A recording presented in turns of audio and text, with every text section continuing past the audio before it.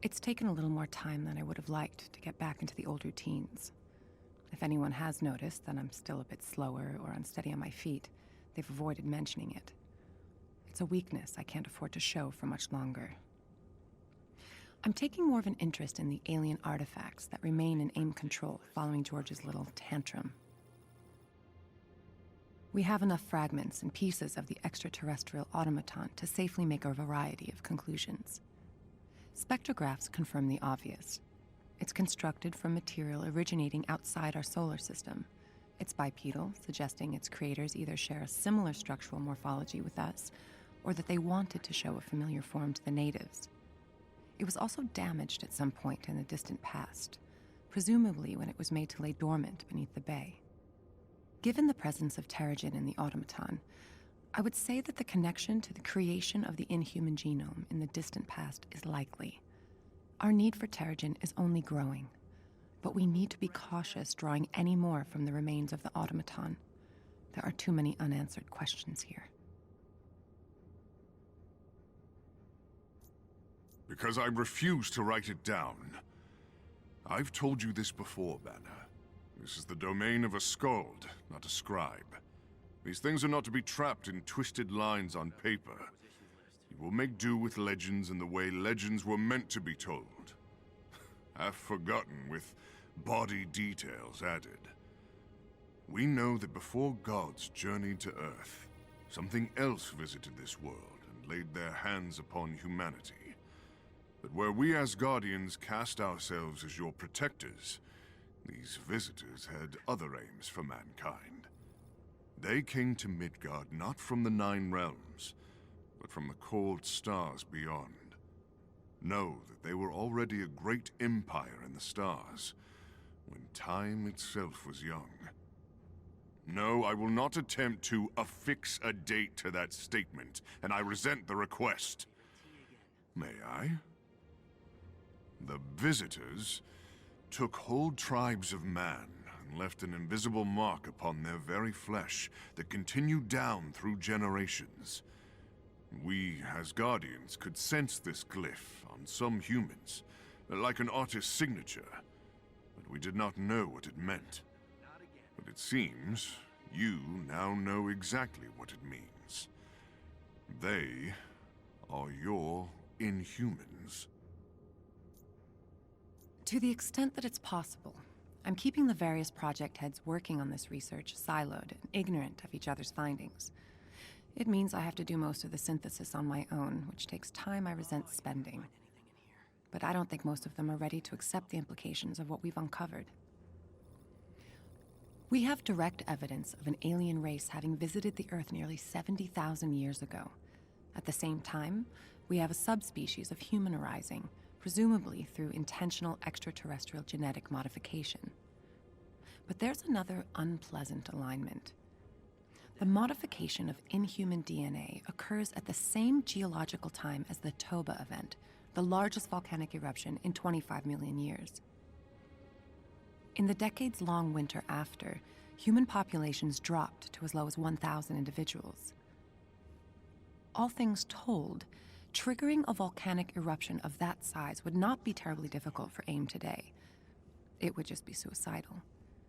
So it seems, in order to ensure rapid inhuman propagation, our alien visitors either took advantage of the genetic bottleneck caused by a global catastrophe, or they created it on purpose. We knew these unseen artists would return to see their great work unfold. But we waited millennia. We fought mighty wars with Jotunheim, and still we waited. We drank and fought and caroused across the realms. We saw the rise and fall of Atlantis, and still we waited. No follow-ups about Atlantis. That's not what this story is about. We believed we were ready to face them. We were wrong. They came from the stars as a single warrior, a champion of iron and glass that scraped the clouds and strode across the world in one mighty bound. We gathered all the heroes of Asgard to defend Midgard from the Star Giant. Many brave Asgardians entered Valhalla that day. The Star Giant fought with weapons unknown and fierce, and we grappled across the sky, through day and night. And at last, we cast the Star Giant down beneath the skin of the world. There, he would slumber until the eve of... I am concerned that you're taking these tales at face value, Banner. That is most decidedly not what these stories are for. Yes, I was there. Yes, we conquered a giant from the stars. But if you're looking for truth, I'm afraid it's long lost in the glory of the telling. Assuming the aliens who created the inhuman genome are the same species who created the automaton beneath the bay, that gives us a rough timeline.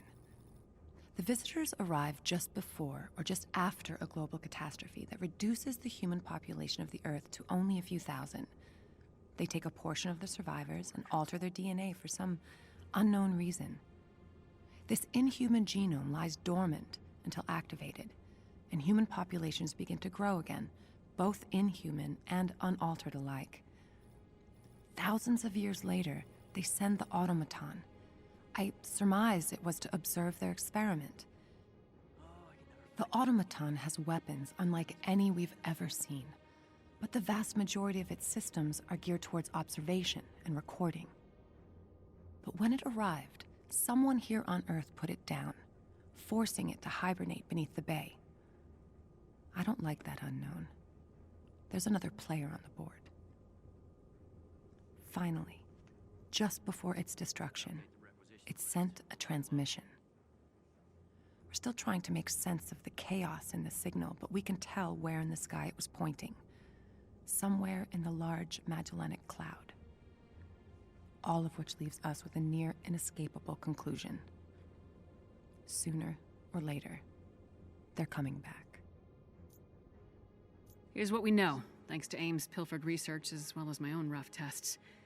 At some point in the past, aliens visited this planet and altered the DNA of some humans. I know, I had a similar resistance to that, but I can walk you through the various proofs if you need.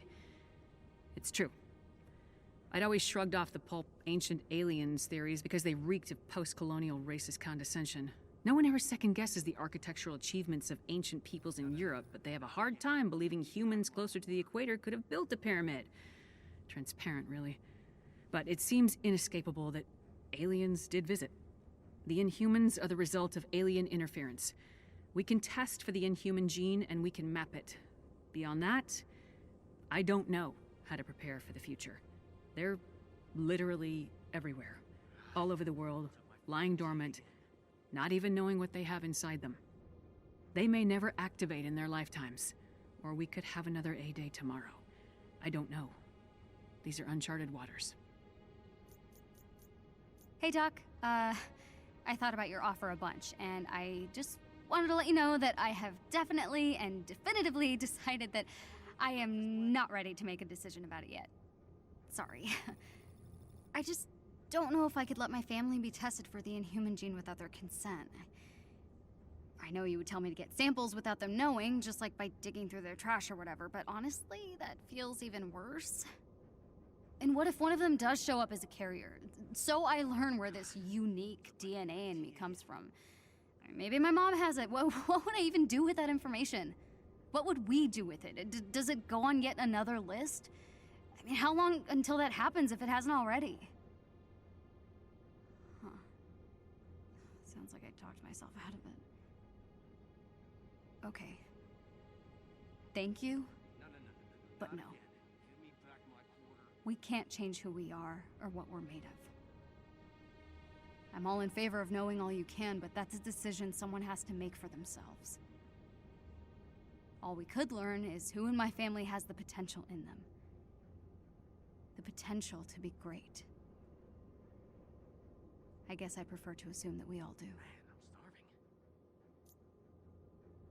I appreciate you keeping me in the loop with your research, Doctor.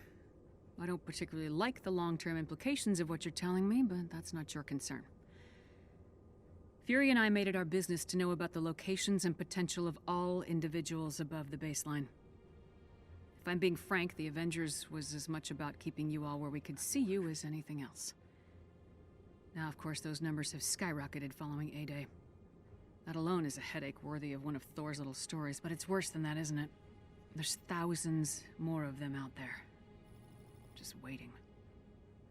I know you don't want to hear this, but what we need is a database of known carriers of the Inhuman gene.